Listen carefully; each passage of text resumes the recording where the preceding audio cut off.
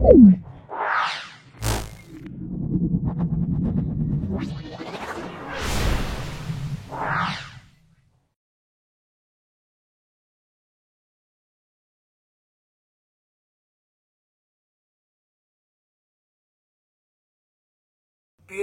প্রভাতী বালিকা বিদ্যাপীঠ ক্লাস 10-এ প্রত্যেকটা ছাত্রছাত্রীদের বলছি, ভিডিওটা অত্যন্ত কার্যকরী ভিডিও, খুব ভালো করে দেখো। আশা করি প্রত্যেকটা উত্তর খুব ভালো করে বুঝতে পারবে এবং পুঙ্খানুপুঙ্খ উত্তর পাবে। গ্রুপে C2H2 যৌগের বাষ্প ঘনত্ব কত? চলে এসো 1.1 C2H2। এটা হলো, দেখো আমরা প্রথম আণবিক ভর বার করছি, তাহলে 2 × 12 প্লাস দেখো বার করছি 2 × 1, এটা করলে কত হবে দেখো 24 প্লাস 2 মানে 26। তাহলে এম এর মান আমরা পাবো 26 আর ডি মানে আমরা পাবো m/2 মানে 26/2 মানে আমরা পাবো 13। দেখো C2H2 মানে এম এর মান কত 26, ডি এর মান m/2 মানে 13। তাহলে আমরা অপশন এ তে পাবো। তারপর চলে এসো 17 ওহম রোধের 17টি রোধককে সমান্তর সমবায়ে রাখলে তুল্য রোধ কত হবে? দেখো 1.2 চলে এসো 17 ওহম রোধের 17টি রোধককে আমরা জানি তুল্য রোধ বার করার নিয়ম হলো RP সমান R/N। তাহলে R মানে 17 ওহম, কটা রোধক 17টি রোধক, তাহলে আর মানে কত? আর মানে 17, আর কটা রোধক 17টা, তাহলে 17/17, তাহলে আরপির মান আমরা পেয়ে গেলাম 1 ওহম।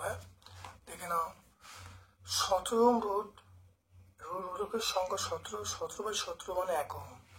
আমরা পেয়ে যাবো কোনটা? আমরা অপশন এ তে পেয়ে যাব।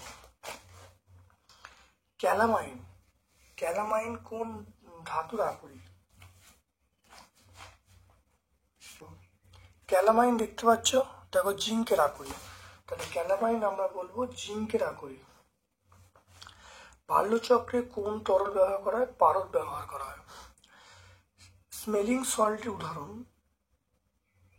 স্মেলিং সল্টের উপাদান হলো স্মেলিং সল্ট, এটা হলো অ্যামোনিয়াম কার্বনেট, অপশন ডি বলবে, অপশন ডি।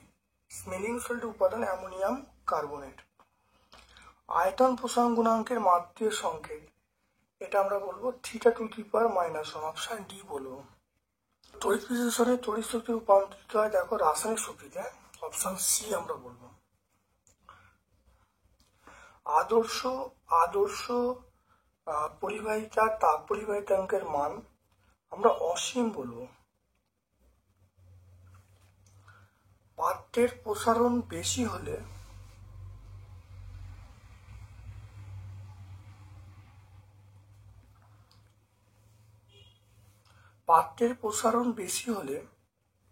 আপাত প্রসারণ বাড়বে না কমবে? পাত্রের প্রসারণ বেশি হলে আপাত প্রসারণ বাড়বে। স্থির চাপে আদর্শ গ্যাসের আয়তন প্রসারণ গুণাঙ্কের মান, এটা আমরা বলবো 1/273/°C। N2 + 3H2 সমান 2NH3, এই বিক্রিয়াটিতে 3 মোল H2, এই বিক্রিয়াটির 3 মোল H2 এবং H3তে কত আয়তনে অ্যামোনিয়া উৎপন্ন করবে? দেখে নাও 2.3।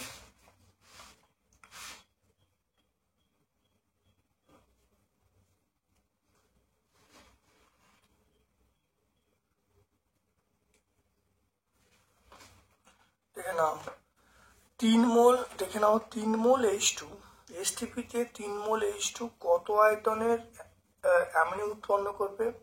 দেখো 1 মোল অ্যামোনিয়া হলো 22.4, এখানে 2 আছে, তাহলে আমরা বলবো 2 × 22.4, 2 × 22.4 মানে আমরা বলবো 44.8 লিটার। এসটিপিতে 64 গ্রাম SO2 আয়তন কত? আমরা বলবো 32, আর এটা 2 × 16 মানে 32 + 32 আমরা বলবো 64 বলবো। এখানে 64 গ্রাম SO2 আয়তন কত?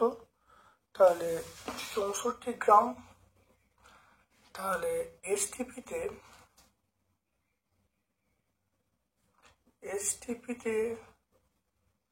64 গ্রাম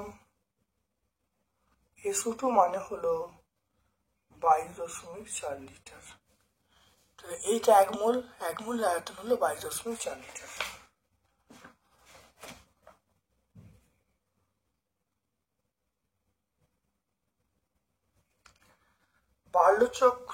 বার্লোচক্র এসি প্রবাহে ক্রিয়াশীল, এটা মিথ্যা।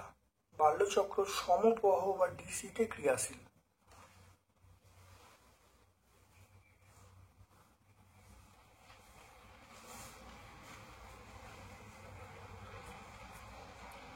তারপর দেখে নাও, একই পরিবাহী পদার্থের একটি সরু তার একটি মোটা তারের দৈর্ঘ্য সমান, একই বিভব প্রভেদ রাখলে কোনটির মধ্যে তড়িৎ প্রবাহ বেশি হবে?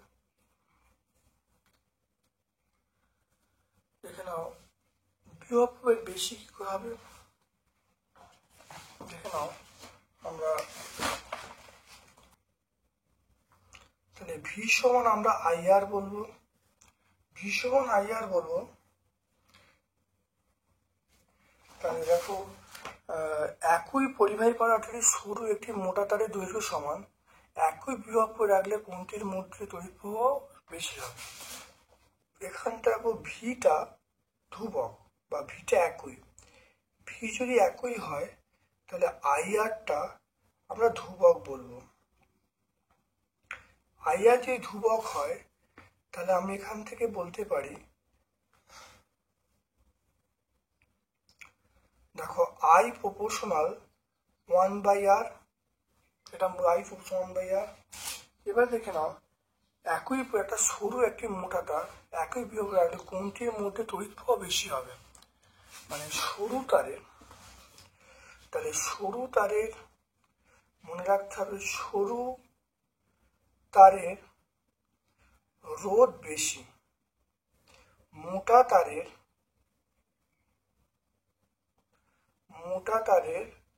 রোধটা কম। তাহলে এবার চলে এসো, এটা বেশি হওয়ার জন্য, তাহলে দেখো এটা সরু তার রোধ বেশি হওয়ার জন্য প্রবাহ মাত্রা কম হবে। মোটা তারের ক্ষেত্রে রোধটা কম, আর এর মানটা কম, তাহলে প্রবাহ মাত্রা বেশি হবে। তাহলে মোটা তারের ক্ষেত্রে তাহলে প্রবাহ মাত্রা কি বেশি হবে? তাহলে আমরা বলবো মোটা তার।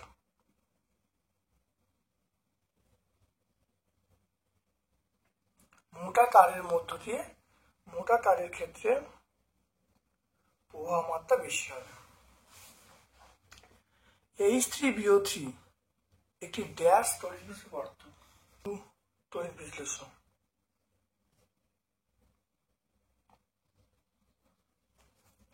সালফান কি? সালফান দেখো 100% অলিয়ামকে আমরা সালফান বলবো, 100% অলিয়ামকে তাহলে 100% অলিয়ামকে সালফান বলবো। অধাতব তড়িৎদ্বারের নাম, আমরা গ্রাফাইট বলবো, এটা আমরা গ্রাফাইট বলবো। অধাতব তড়িৎদ্বার আমরা গ্রাফাইট বলবো। এটা গ্রাফাইট হয়ে গেল। গানমেটাল, গানমেটাল বলতে কপার CuSnZnPb এর মিশ্রণকে বলা হয় গানমেটাল। 130 পেজে। রেল লাইন তৈরিতে কোন ধরনের আয়রন ব্যবহার করা হয়?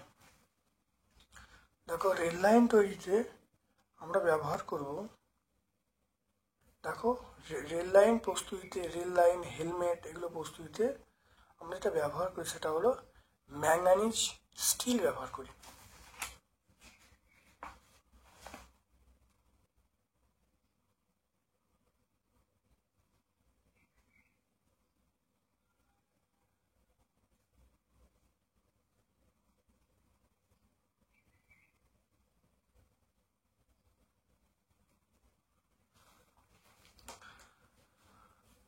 গ্রুপ সি এর প্রশ্ন চলে এসো।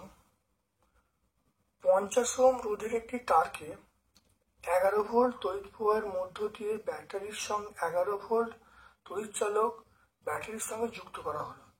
ব্যাটারির রোধ বলা আছে, তড়িৎ প্রবাহ মাত্রা বার করতে বলছে, এবং ব্যাটারির দু প্রান্তের বিভব প্রয়োগ কত হবে দেখে নাও।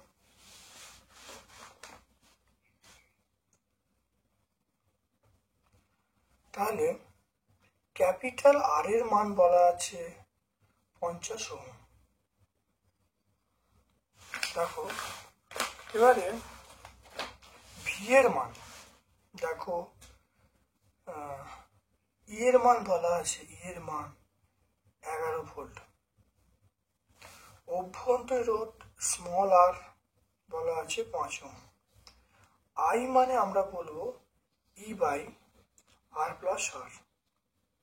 ই এর মান কত? ই এর মান 11, আর মানে ক্যাপিটাল আর এর মান, দেখো ক্যাপিটাল আর এর মান এখানে বলা আছে 50, তাহলে 50 প্লাস 5, তাহলে আই এর মান আমরা পেয়ে যাব তাহলে 11/55। তাহলে আর এর মান 50, ই এর মান 11, আর এর মান 5, তাহলে ই এর মান 11, তাহলে 50 প্লাস 5 তাহলে 55, এটা কাটলে 5, তাহলে আই মানে আমরা বলবো 1/5। আই মানে আমরা বলবো 1/5, তাহলে আই এর মানটা হলো 0.2, তাহলে তড়িৎ প্রবাহ মাত্রা 0.2 অ্যাম্পিয়ার। এবারে এই অবস্থায় ব্যাটারির দুই প্রান্তের বিভব প্রভেদ, আমরা বলবো ভি সমান আই ইন্টু আর।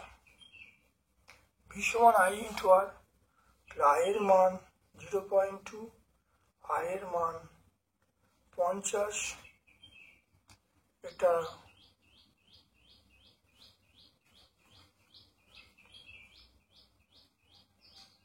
রাখো যেটা আসবে 10, তাহলে প্রান্তীয় বিভব প্রভেদ, প্রান্তীয় বিভব প্রভেদ আমরা পাবো 10 ভোল্ট আমরা পেয়ে যাবো। দেখে না, এখান থেকে প্রথম আই বার করা হলো, আই সমান ই বাই আর প্লাস আর, মানটা বসিয়েছি, মানটা বসিয়ে দেখো আমার চলে এলো 0.5, আর ভি সমান আই আর, এটা করলে দেখো ভি এর মান বার করবো, আই এর মান, আর এর মান বসিয়েছি, তাহলে 10 ভোল্ট।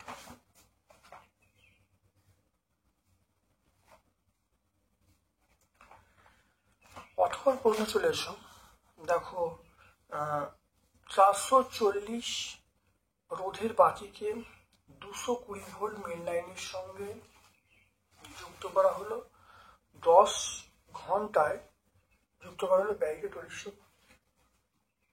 440 ওহম বাতিকে 220 ভোল্ট মেন লাইনের সঙ্গে যুক্ত করলে 10 আওয়ারে 10 ঘন্টায় যুক্ত করা হলো, ব্যাটারি তড়িৎ শক্তি বিরতিতে বার করতে বলছে। ভি সমান আই আর, আই সমান আমরা বলবো ভি বাই আর। আই সমান কি? V by R. ভি এর মান 220 ভোল্ট, আর এর মান 440, এটা কাটাকুটি করলে 1/2, আই এর মান আমরা পেয়ে গেলাম 0.5 অ্যাম্পিয়ার। আই এর মান 0.5 অ্যাম্পিয়ার।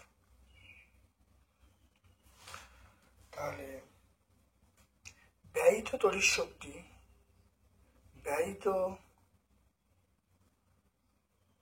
শক্তি আমরা বলবো এটা হলো 0.5 পোহা মাত্রা, তার সঙ্গে ভোল্টেজ গুণ করব, পোহা মাত্রা ইন্টু ভোল্টেজ গুণ করে ক্ষমতা পাবো। ক ঘন্টা ধরে চলছে, 10 ঘন্টা চলছে, বিওটি বার করব, 1000 দিয়ে ভাগ করব। তাহলে দেখে নাও এটা গুণ করলে আমরা কি পাবো, দেখে নাও এইটা পি বার করার নিয়ম এখানে একটু দেখে নাও। পি মানে ক্ষমতা বার করার নিয়ম হলো 0.5 ইন্টু ভোল্টেজ। এটা হলো পি এর মান, ক্ষমতা মানে এটা, তার সঙ্গে ঘন্টা গুণ করলে ওয়াট ঘন্টা বাই 1000 করলে বিওটি। তাহলে এককটা আমরা কি বলবো, বিওটি। তাহলে 0 0 কেটে দাও, 0 0 কেটে দাও।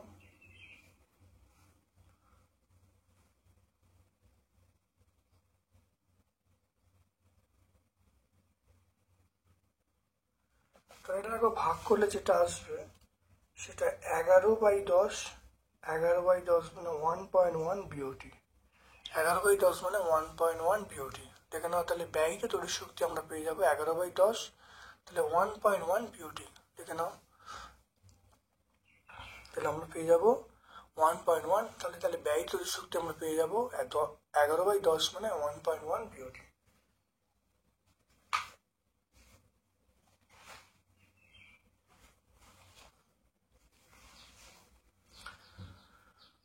তারপর চলে এসো কি ঘটে যখন উত্তপ্ত পটাশিয়ামের সঙ্গে অ্যামোনিয়া বিক্রিয়া করানো হয় এবং প্রাপ্ত পদার্থের সঙ্গে জলে বিক্রিয়া করালে কি হবে।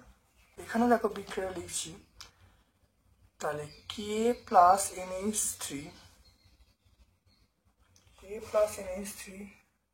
এটা করলে হবে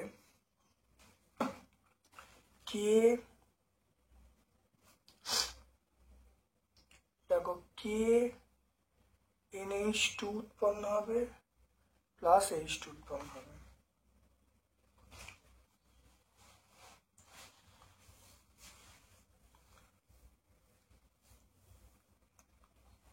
তো দেখে নাও, তাহলে এখানে আমরা 2 দেবো, এখানে আমরা 2 দেবো। একই বিক্রিয়া হবে, দেখো সোডিয়ামের সঙ্গে দেখো বিক্রিয়া যেভাবে করছে পটাশিয়াম বিক্রিয়া একই করবে। এখানে দেখো কি উৎপন্ন হচ্ছে, সোডামাইড উৎপন্ন হচ্ছে, এখানে পটাশিয়াম অ্যামাইড উৎপন্ন হবে। ঠিক আছে, একই উৎপন্ন একই বিক্রিয়া, এটা হবে পটাশিয়াম অ্যামাইড। ঠিক আছে, তাহলে এখানে সোডামাইড বলা আছে, সোডিয়াম অ্যামাইড, এখানে পটাশিয়াম অ্যামাইড হাইড্রোজেন উৎপন্ন হবে। তাহলে এইটা আমরা সোডিয়ামের সঙ্গে বিক্রিয়ার মধ্যে তুলনা করি, একই করব। সেখানে বলবো 2K + NH3 সমান 2KNH2 + H2, এটার নাম হলো পটাশিয়াম অ্যামাইড।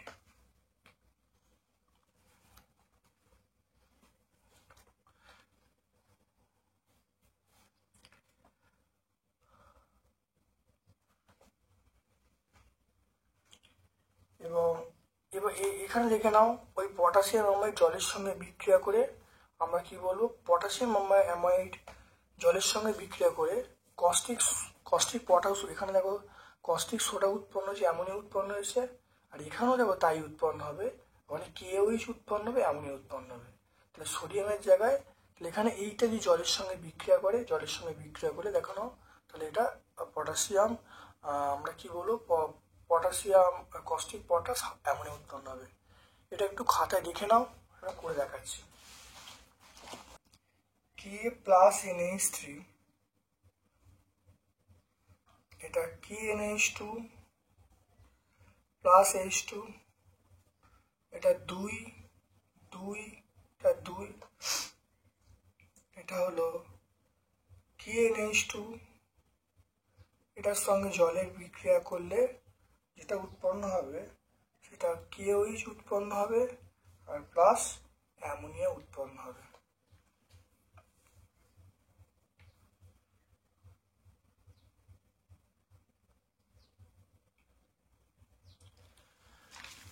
দেখে নাও ভালো করে।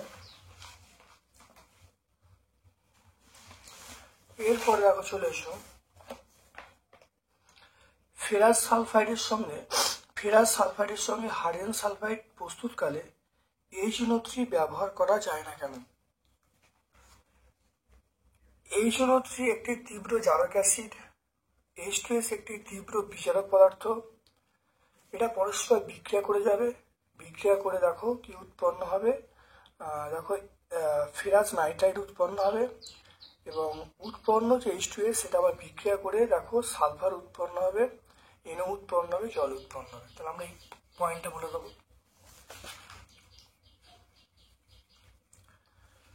তারপর চলে এসো মূর্ছে পড়া একটি তড়িৎ বিশ্লেষণী ঘটনা ব্যাখ্যা করতে বলছে। যে মূর্ছে পড়া যে তড়িৎ বিশ্লেষণী প্রক্রিয়া, আমরা এটা পুরো ব্যাখ্যা করে দিলে উত্তর পেয়ে যাবো। এই বিক্রিয়াটা পুরোটা লিখে দিলেই আমরা এখানে বুঝতে পারছি এটা তড়িৎ বিশ্লেষণী প্রক্রিয়া। বা তোমরা টেক্সট বই থেকেও যদি লেখো, এটা লিখলেও তোমরা কিন্তু উত্তর পেয়ে যাবে। থার্মিট পদ্ধতির নীতি লিখতে বলছে। থার্মিট পদ্ধতি কাকে বলে এখানে লিখলে এটাই নীতি। অর্থাৎ উচ্চ তাপমাত্রায় অক্সিজেনের প্রতি অ্যালুমিনিয়ামের যে তীব্র আসক্তির জন্য কিছু ধাতু আছে FeCrMn অক্সাইডকে অ্যালুমিনিয়াম দ্বারা উচ্চ উষ্ণতায় উত্তপ্ত করে অ্যালুমিনিয়াম বিজারিত হয়ে গলিত ধাতুতে পরিণত হয়। একেই থার্মিট পদ্ধতি বলা হয়। এটাই নীতি, আমরা এটাই বললে হয়ে যাবে, বিক্রিয়াটা লিখে দেবো।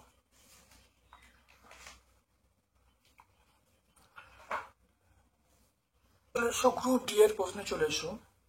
20 গ্রাম কঠিন যৌগ A কে উত্তপ্ত করলে অপর একটি কঠিন যৌগ B 9 গ্রাম একটি বর্ণহীন গন্ধহীন গ্যাস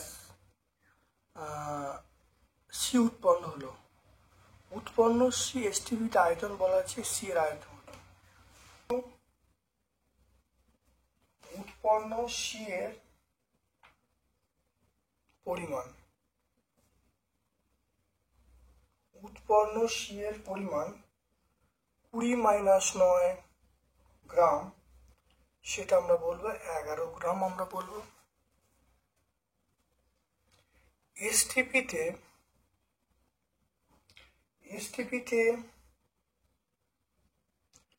5.6 লিটার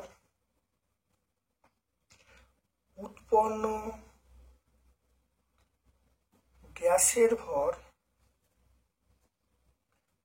গ্যাসের ভর 11 গ্রাম।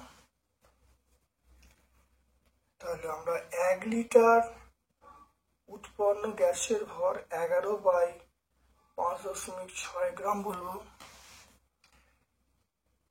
22.4 লিটার উৎপন্ন গ্যাসের ভর 11 × 22.4/5.6 গ্রাম আর হবে। তাহলে আমরা বলবো 44 গ্রাম বলবো।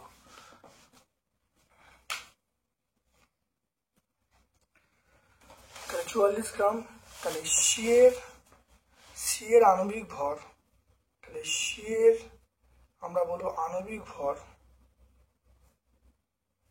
সি এর আণবিক ভর আমরা বলবো 44 গ্রাম। দেখে নাও। তাহলে উৎপন্ন সি এর পরিমাণ 20 - 9 মানে এটা হলো 11 গ্রাম। STPতে 5.6 লিটার উৎপন্ন গ্যাসের ভর 11, একে কত 22.4 কত করলে দেখো 44 গ্রাম। তাহলে সি এর যে আণবিক ভর পেয়ে গেলাম 44 গ্রাম।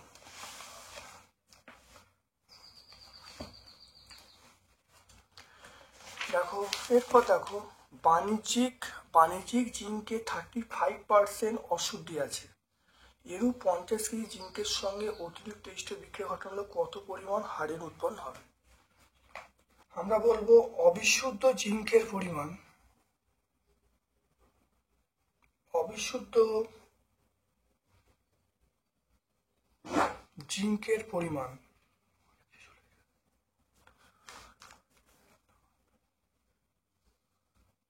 অবিশুদ্ধ জিঙ্কের পরিমাণ 35%। বিশুদ্ধ জিঙ্কের পরিমাণ 100 থেকে 35 বাদ দেবো, বাদ দিলে হবে 65%।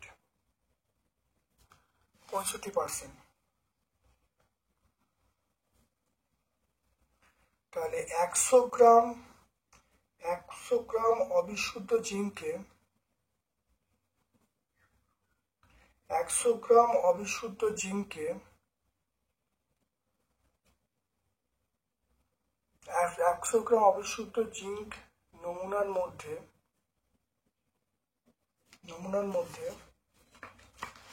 জিঙ্ক, বিশুদ্ধ জিঙ্ক আছে,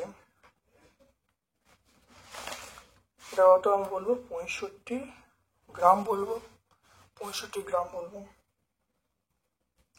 তাহলে 1 গ্রাম অবিশুদ্ধ জিঙ্ক নমুনার মধ্যে জিঙ্ক আছে, মানে বিশুদ্ধ জিঙ্ক 65/100, এটা আমরা বলবো। আর 50 গ্রাম,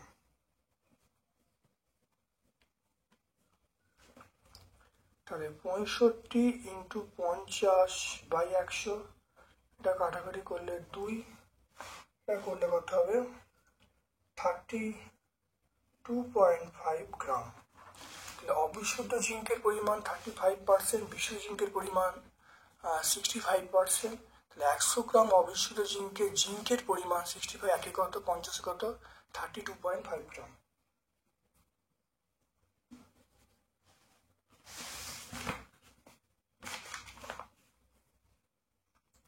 দেখো Zn প্লাস H2SO4, এটা বলবো ZnSO4 প্লাস H2, এটা হলো 65 গ্রাম, আর হাইড্রোজেন দেখো 2 গ্রাম। তাহলে 65 গ্রাম জিঙ্ক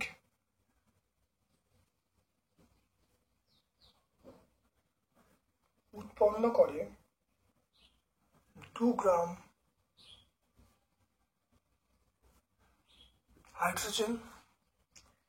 1 গ্রাম জিঙ্ক উৎপন্ন করে 2/65, আর 32.5 গ্রাম জিঙ্ক উৎপন্ন করে, তাহলে 2 × 32.5/65 গ্রাম হাইড্রোজেন।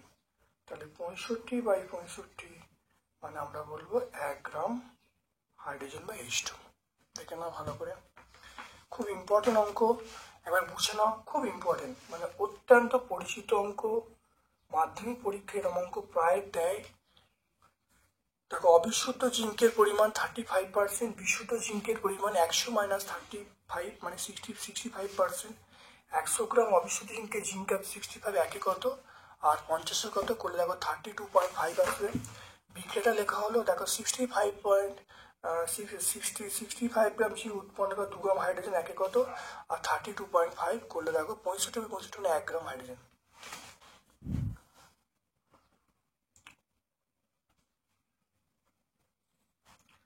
তাপ পরিবাহিতাঙ্ক বলতে কি বোঝো? তাপ পরিবাহিতাঙ্ক বিষয় হলো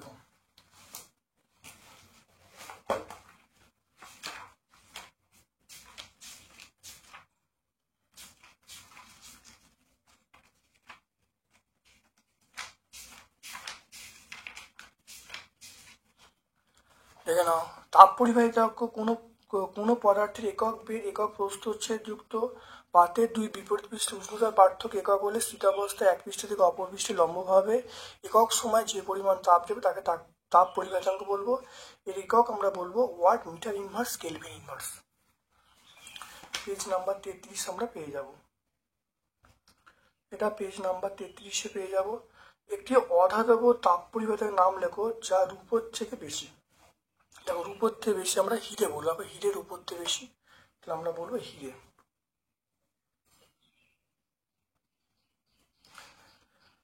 তামার পাত্রের সাপেক্ষে তরলের আপাত প্রসারণ গুণাঙ্ক বলা আছে, তামার দৈর্ঘ্য প্রসারণ গুণাঙ্ক বলা আছে, প্রকৃত প্রসারণ গুণাঙ্ক নির্ণয় করতে বলছে।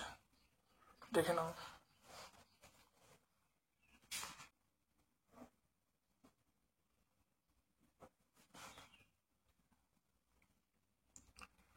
তাহলে গামা এ আপাত প্রসারণ গুণাঙ্ক কত বলা আছে, তরলে আপাত প্রসারণ গুণাঙ্ক বলা আছে, সেটা হলো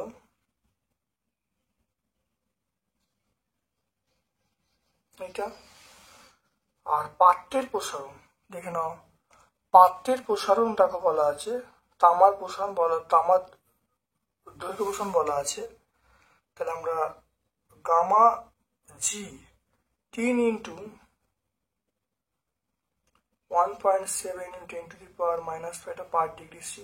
তাহলে আপাত প্রসারণ গুণাঙ্ক বলা আছে, পাত্রের প্রসারণ গুণাঙ্ক 3 ইন্টু এটা করলে কত হবে 5.1 ইন্টু এটা পার ডিগ্রি সি। তাহলে প্রকৃত প্রসারণ গুণাঙ্ক গামা আর সমান আমরা বলবো গামা এ প্লাস গামা জি, এটা আমরা বলবো 15.5 ইন্টু 10⁻⁵ 15.5 ইন্টু 10⁻⁻⁵, হ্যাঁ 15.5 into the -5 10⁻⁻⁵ প্লাস এটা হবে তাহলে 5.1 10⁻⁻⁵। দেখো ভালো এটা করলে দেখো কত আসছে 20.6 into 10⁻⁻⁵, 20.6 × -5 পেয়ে যাব। তাহলে তরলের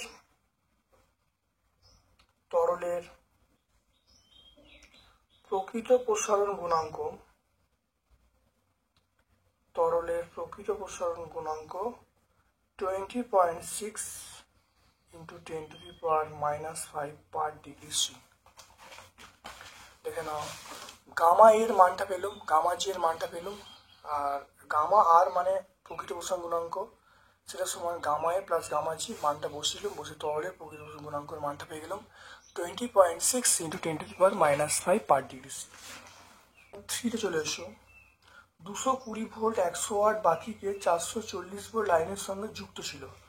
বাতিকে যদি 160 ভোল্ট লাইনের সঙ্গে যুক্ত করলে কি হবে ব্যাখ্যা করতে বলছে। দেখো এখানে দেখে নাও 220 ভোল্ট এর মধ্যে সর্বোচ্চ 220 ভোল্ট সহ্য করতে পারে, তার বদলে 420 ভোল্ট লাইনে 440 ভোল্ট লাইনের সঙ্গে ছিল, তাহলে বাতিটি নষ্ট হয়ে যাবে। এবারে যদি বাতিকে 160 ভোল্ট এর সঙ্গে যুক্ত করা হয় তাহলে কি হবে, মানে এই বাতিটিকে যদি 160 ভোল্ট লাইনের সঙ্গে যুক্ত করা হয় তাহলে বাতিটি জ্বলবে কিন্তু ওর শিখা উজ্জ্বলতা কমে যাবে। তাহলে আমরা ব্যাখ্যা করব যখন এইটার সঙ্গে যুক্ত করা হবে তখন বাতিটি পুরো নষ্ট হয়ে যাবে, আর যখন 160 ভোল্ট এর সঙ্গে 160 ভোল্ট লাইনের সঙ্গে যুক্ত করব তখন বাতিটির উজ্জ্বলতা কমে যাবে, কারণ তার সাপ্লাই 220 ছিল 160 হয়ে গেছে, তাহলে বাতিটি অতটা উজ্জ্বলতা কমে যাবে। বৈদ্যুতিক মোটরের শক্তি কিভাবে বাড়ানো যায়? বৈদ্যুতিক মোটরের শক্তি আমরা বলবো পাক সংখ্যা বাড়ালে, কুণ্ডলীর পাক সংখ্যা বাড়ালে মোটরের শক্তিটা বাড়বে। ঠিক আছে, চুম্বকের ক্ষমতা বৃদ্ধি করলে শক্তি বাড়বে, এটা বলবো। 220 ভোল্ট 100 ওয়াট বাতিকে রোজ 3 ঘন্টা ধরে জ্বালানো হলে প্রতি ইউনিট 3 টাকা মাসিক খরচ কত হবে? ঠিক না।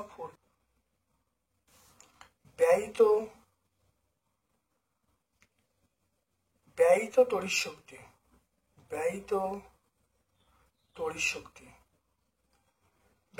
শক্তি এটা মাসিক। তাহলে দেখে নাও ব্যয়িত তড়িৎ শক্তি মাসিক এটা কত হলো, তাহলে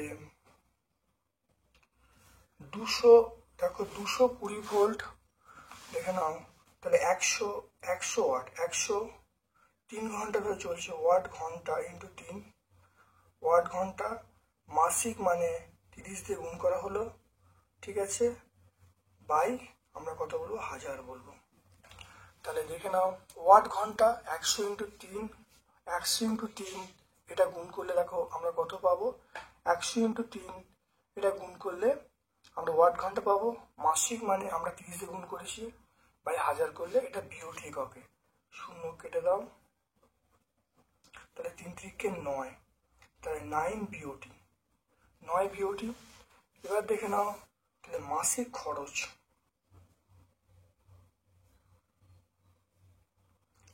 খরচ আমরা বলবো 9 ইন্টু 3 মানে 27 টাকা। তাহলে ব্যয়িত তড়িৎ শক্তি এটা পেয়ে গেলাম 9 বিওটি, তাহলে মাসিক খরচ 3 9 27 টাকা।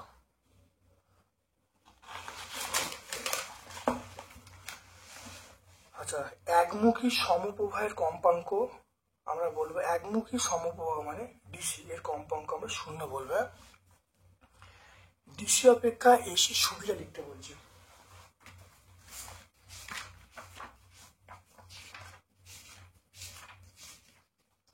ডিসি অপেক্ষা এসির সুবিধা, কারণ দেখে নাও 1 নম্বর হলো শক্তি ক্ষয় কম হবে, 2 নম্বর উৎপাদন খরচ কম হবে, 3 নম্বর ট্রান্সফরমারের সাহায্যে অনেক ভোল্টেজকে কমানো বাড়ানো যাবে, এগুলো দেখে নাও।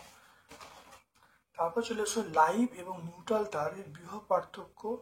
লাইভ এবং নিউট্রাল তারের মধ্যে বিভব পার্থক্য কত? আচ্ছা, লাইভ তার নিউট্রাল তারের মধ্যে বিভব পার্থক্য এটা হলো লাইভ তার 220, নিউট্রাল তার 0, তাহলে 220 মাইনাস 0 মানে 220 ভোল্ট। যদি সাপ্লাইটা 220 হয় আর যদি ধরো 440 ভোল্ট হয়, তাহলে 440 মাইনাস 0 440। আমি ধরে নিচ্ছি 220 ভোল্ট সাপ্লাই, সেটা যদি 440 হয় তাই 440 মাইনাস 0 440 হবে। 5 অ্যাম্পিয়ার ফিউজ বলতে কি বোঝো? ঠিক আছে, 5 অ্যাম্পিয়ার ফিউজ তারের অর্থ ওই তারের মধ্য দিয়ে 5 অ্যাম্পিয়ার তড়িৎ প্রবাহ বেশি গেলে তারটি গলে যাবে, ফলে লাইনের সংযোগ বিচ্ছিন্ন হয়ে তড়িৎ প্রবাহ বন্ধ হয়ে যাবে।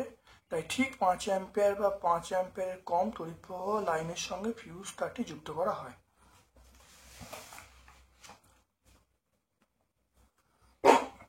তারপর দেখো সিউ তড়িৎদ্বারের সাহায্যে সিউএস ওপর দোবনে তড়িৎ বিশ্লেষণ করলে অ্যানোডের ভর হ্রাস পায়, ক্যাথোডের ভর বৃদ্ধি পায় কেন? এই ব্যাখ্যাটা আমরা এখান থেকে বলে দেবো, দেখে নাও পুরো ব্যাখ্যাটা এখান থেকে বলে দেবো। ব্যাখ্যাটা